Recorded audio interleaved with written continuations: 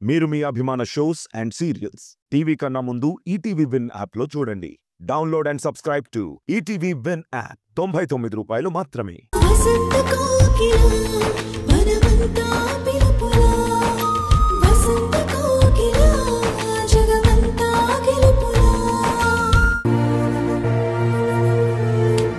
Hello hello madam, ఇదిగో నువ్వు అడిగిన పండు.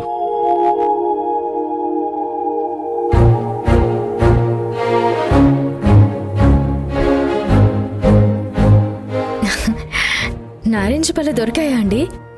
లేట్ అవుతుందని చెప్పారే, తొందరగానే వచ్చారు. సారీ సంధ్య, నేను వచ్చే దారి మొత్తం వెతుకుతూనే ఉన్నాను, కానీ నారింజ పళ్ళు ఎక్కడ దొరకలేదు.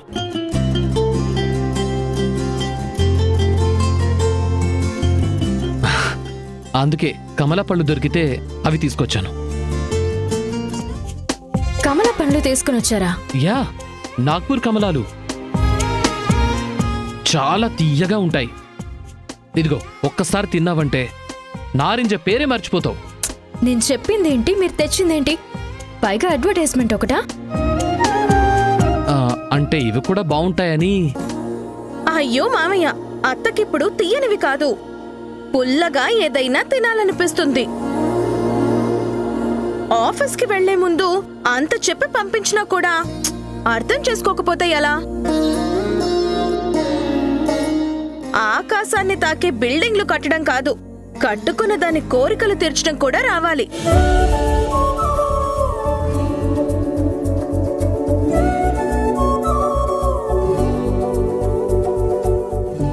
ఏంటి ఆకాష్, మీటింగ్ ఉంది, లేట్ అవుతుందన్నావు కదా, నాకన్నా ముందే వచ్చేసావు? అనుకోకుండా మీటింగ్ క్యాన్సిల్ అయింది సూర్య, అందుకే ఇంటికి వచ్చేసాను. మామయ్య, అత్త చెప్పింది నువ్వు తీసుకురాకపోయినా మా ఆయన నా కోసం సర్ప్రైజ్ గా ఇది తెచ్చినట్టున్నారు. చాలా థ్యాంక్స్ అండి. ఇవి నీ కోసం కాదు, సంధ్య కోసం.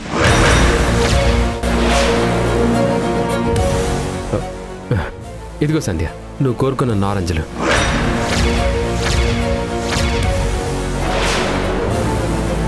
నారింజ పళ్ళ నీకెలా దొరికాయి సూర్య?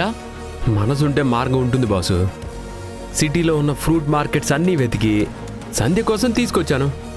తీసుకో సంధ్య.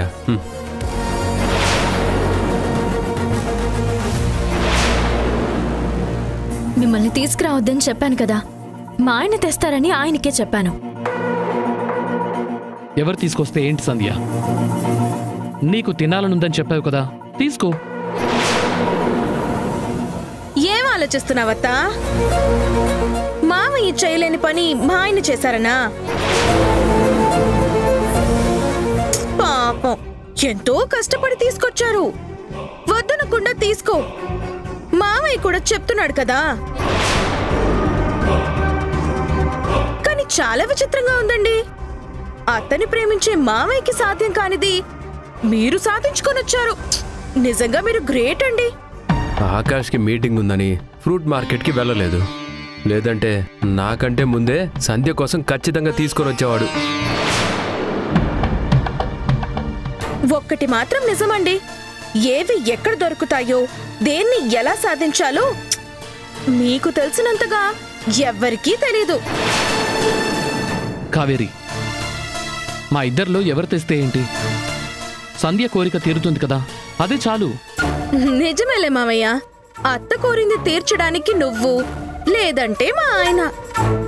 మీ ఇద్దరిది చాలా గొప్ప స్నేహం. Thank you Kaveri.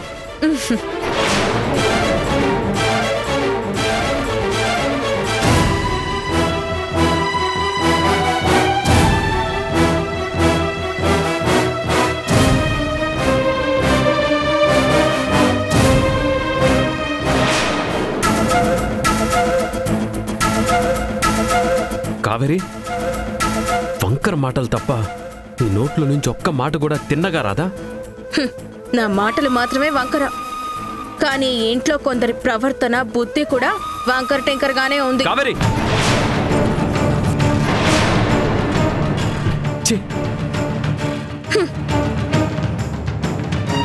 నువ్వు చీ కొట్టడం, అత్త ఏం కోరినా వెంటనే తెచ్చివ్వడం, ఈ 2 పనులు నీకు చాలా సులువు, ఇష్టం కూడా.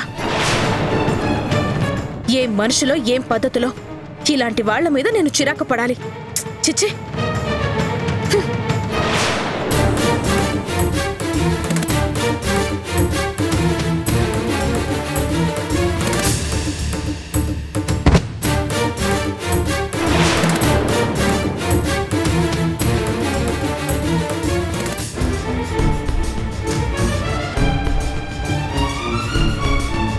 నేను మాట్లాడుతుంటే మధ్యలోనే వచ్చేసారే? లేకపోతే అక్కడే గొడవ పెట్టుకొని నీ బుద్ధికి మాటలకి అందరినీ ఇబ్బంది పెట్టాలా? నేనే మాట్లాడాను, ఉన్నదే కదా అడుగుతున్నాను. ఉన్నది కాదు, లేంది ఊహించుకొని మాట్లాడుతున్నావు. దానికి సమాధానం చెప్పాల్సిన కర్మ నాకు పట్టలేదు. అవును, మీరు దేనికి సమాధానం చెప్పరు. నేనే ప్రశ్నలు అడుక్కోవాలి, మీ మౌనంలో సమాధానం వెతుక్కోవాలి. పెళ్ళై ఇన్ని రోజులు అవుతుంది, ఏ రోజైనా నా కోసం అలా ఫ్రూట్స్ తీసుకొచ్చారా? కనీసం నా ఇష్టాలైనా కనుక్కున్నారా? ఆవిడ గారు మావయ్యని అడిగితే మాత్రం మధ్యలోకి దూరి ఊరంతా తిరిగి మరీ తీసుకొచ్చారు. మీ బెస్ట్ ఫ్రెండ్ కోరికల కోసం మీకు అంత ఆతృత ఎందుకో? నోర్మయ్, అది ఆతృత కాదు, స్నేహం, గౌరవం. అది నీకెన్నిసార్లు చెప్పినా అర్థం కాదు. నాకు అర్థం కానివి పాదాలు కాదు, మీ మనసు, అందులో లేని ప్రేమ. మిమ్మల్ని ప్రేమించింది, పెళ్లి చేసుకుంది, ఆవిడ గారు కోరుకుంది తీసుకొచ్చిస్తుంటే నేను చూస్తూ ఊరుకోవడానికి కాదు కదా. ఊరుకోకేం చేస్తావు? ఊరేసి చంపేస్తావా? కనీసం ఆ పనైనా చెయ్యి. ఒకేసారి నీ టార్చర్ తప్పుతుంది. ఆఫీస్ నుంచి వచ్చిన భర్తకి నవ్వుతూ ఎదురు రావడం ఎలాగో నీకు రాదు. కనీసం గదిలోకి వచ్చినప్పుడైనా ప్రశాంతంగా ఉండడం నీకు తెలీదా? ఇప్పటికే చాలా ఎక్కువ మాట్లాడావు. మర్యాదగా బయటికెళ్ళు. కాసేపు నన్ను ప్రశాంతంగా వదిలే. సరే, వదిలేస్తాను. ఒకే ఒక్క ప్రశ్నకి సమాధానం చెప్పండి. ఆవిడ గారికి ఇది 2వ పెళ్ళంట కదా? మావయ్య కన్నా ముందు ఎవరినో పెళ్లి చేసుకుందంట కదా, నిజమేనా? ఈ విషయం నీకెవరు చెప్పారు? అంటే మీకు కూడా ముందే తెలుసన్నమాట. నా పిచ్చి కాకపోతే ఆవిడ గారి గురించి అన్నీ తెలిసిన మీకు మావయ్య బెస్ట్ ఫ్రెండ్ లా ఉండే మీరు ఈ నిజం తెలియకుండా ఎలా ఉంటారు? ముందు నీకెలా తెలుసు అది చెప్పు. ఇంట్లో వాళ్ళు చెప్పని గుట్టు బయట వాళ్ళ మాటల్లో బయటపడింది. మా వినాయకరావు బాబాయ్ ఇంటికొచ్చారు, ఆయన మాటల్లో తెలిసింది. ఆవిడ గారిని ఆ పెళ్లి గురించి, తన మొదటి మొగుడు గురించి అడుగుతుంటే ఇది నా పర్సనల్ మ్యాటర్, నీకెందుకు చెప్పాలి అని చాలా పొగరుగా సమాధానం ఇచ్చింది. కనీసం మీరైనా చెప్పండి, అతనెవరు, ఎక్కడుంటాడు, ఎందుకు విడిపోయారు, మావయ్యకి తెలిసే ఎలా పెళ్లి చేసుకున్నాడు? ఇప్పుడు అవన్నీ తెలుసుకుని ఏం చేస్తావు? నేనేం చేస్తాను? ఈ కొంపలో నేను తప్ప అందరూ 2వ పెళ్లి వాళ్ళే అయినప్పుడు ఎందుకు ఏంటి అని ఆ మాత్రం ఆతృతుండదా ఏంటి? మీ మొదటి భార్య ఎవరో పక్కాగా కనిపెట్టలేకపోయాను. కనీసం ఆవిడ గారి మొదటి భర్త ఎవరో తెలుసుకోవాలని అడిగాను. చూడు కావేరి, నీకు చెప్పాల్సిన విషయమే అయితే మీ మావయ్యో, నేను, సంధ్యనో ఎవరో ఒకళ్ళని చెప్పేవాళ్ళం. కానీ ఇది సంధ్యకి సంబంధించింది, నీకు అవసరం లేంది. ఇంకొకసారి ఈ విషయాన్ని నా దగ్గరే కాదు, ఇంట్లో ఎవరి దగ్గర ప్రస్తావించొద్దు. అలా వెళ్ళిపోతారేంటి? ఎవరిని అడగకుండా నా డౌట్లు ఎలా తీరుతాయి, నిజాలు ఎలా బయటపడతాయి? అయినా ఆవిడ గారి మొదటి భర్త గురించి అడిగితే ఈయనెందుకు అంత సీరియస్ అవుతున్నారు? అంటే ఇందులో నాకు తెలియకూడని రహస్యం ఏదో ఉందన్నమాట. అదేంటో ఎవ్వరూ చెప్పకపోయినా సరే నేను కనిపెడతాను.